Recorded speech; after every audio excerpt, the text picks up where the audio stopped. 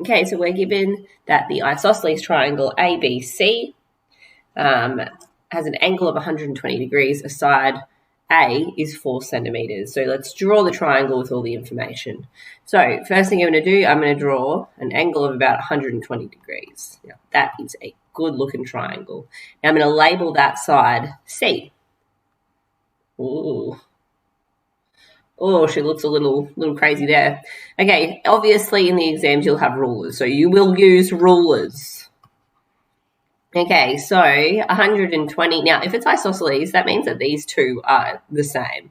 So if this is side A and it's 4 centimetres, then B will also be 4 centimetres.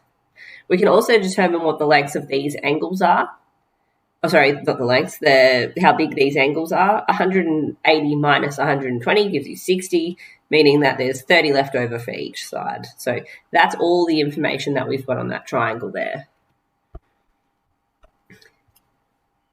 So now we're going to calculate the area of the triangle in simplest form.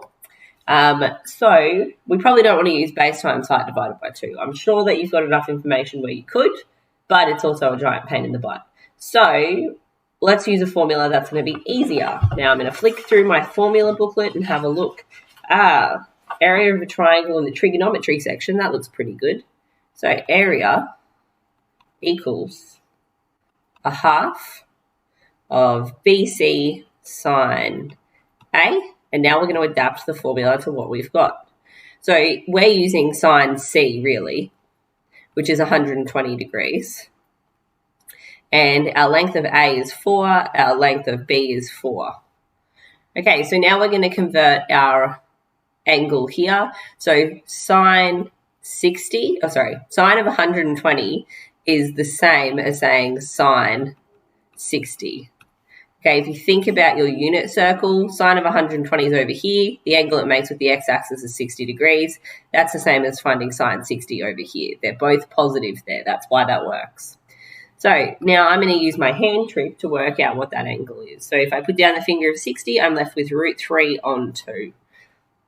So this will become a half times 4 times 4 times root 3 on 2. Now I'm going to do some cancelling. So if I use this 2 to cancel out that 4, I'm left with 2. And I can use this 2 to cancel out that 2, and it becomes 1. So now I've got 4 times root 3. So that's going to be equal to 4 root 3. And this is told to us that it's centimetres, so it's going to be centimetres squared for the area. Don't forget your units.